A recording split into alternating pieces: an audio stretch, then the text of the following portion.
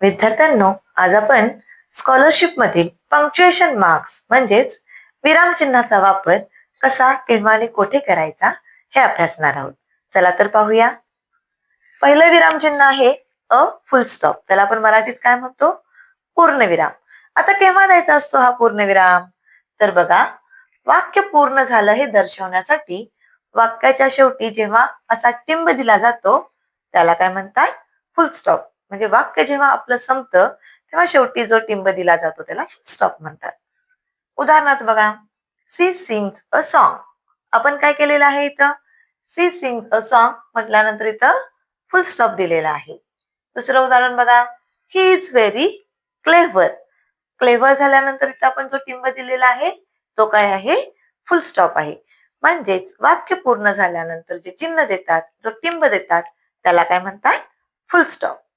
आता दुसरं चिन्ह पहा, second punctuation mark a comma. त्यालाच आपण काय म्हणतो? स्वल्पविराम. केव्हा वापरायचा असतो हा स्वल्पविराम? तर बघा, जेव्हा एकाच जातीचे अनेक शब्द किंवा छोटी छोटी वाक्ये लागोपाठ आल्यास शेवटच्या शब्दाखेरीज किंवा शेवटच्या वाक्याखेरीज प्रत्येकानंतर जेव्हा असं चिन्ह दिलं जातं तेव्हा त्याला काय म्हणतात? A comma. बघा मी काय म्हटलेलं आहे, एकाच जातीचे शब्द जेव्हा पाठोपाठ येतात तेव्हा शेवटच्या शब्दाखेरीज तिथं आपण फुलस्टॉप किंवा कॉमा देत नाही. त्या शेवटच्या शब्दाखेरीज आपण जेव्हा असं चिन्ह देतो तेव्हा त्याला काय म्हणतात? A comma. आता उदाहरण पहा, Rohini, Swati, Suman, Priya and Shweta are my friends. आता इथं पहा, मी रोहिणी नंतर कॉमा दिलाय, स्वाती नंतर दिलाय, सुमन नंतर दिलाय, पण प्रिया अँड श्वेता इथं दिलाय काय बघा? कारण की तिथं अँड आलेला आहे. मग जेव्हा असं अँड येतं तेव्हा आपण तिथं कॉमा द्यायचा नाही. Priya and Shweta are my friends. म्हणजेच इथं आपण अँड आल्यामुळे इथं कॉमा दिला नाही आणि शेवटच्या श्वेताला इथं सुद्धा आपण कॉमा वापरत नाही. पुढे पहा, छोटी छोटी वाक्य कशी येतात? ही केम, ही सॉ, ही ओन. आता ही केम छोटं वाक्य आहे, ही सॉ छोटं वाक्य आहे. या दोन वाक्यानंतर आपण काय दिलेलं आहे? कॉमा दिलेला आहे. आणि ही ओन नंतर काय दिलेलं आहे? इथं फुल स्टॉप दिलेला आहे.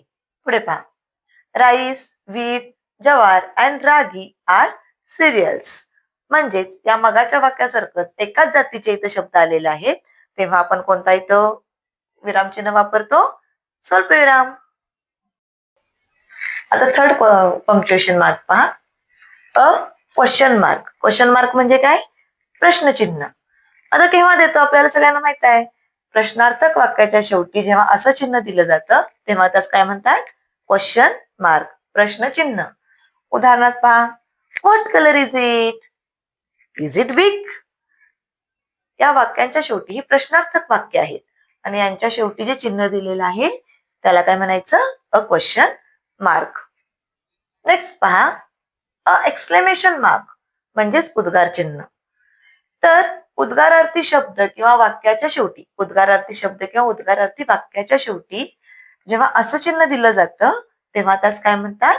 उद्गारवाचक चिन्ह म्हणजेच exclamation mark and exclamation mark.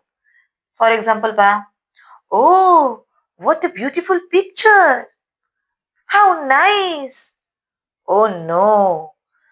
तर अशा पद्धतीनं आपण आज या 4 विरामचिन्हांचा अभ्यास केलेला आहे. यातील पुढील 4 चिन्ह आपण पुढच्या तासाला पाहू. थँक्यू. व्हिडिओ आवडला असल्यास लाईक करा, शेअर करा आणि सबस्क्राईब करायला विसरू नका. धन्यवाद.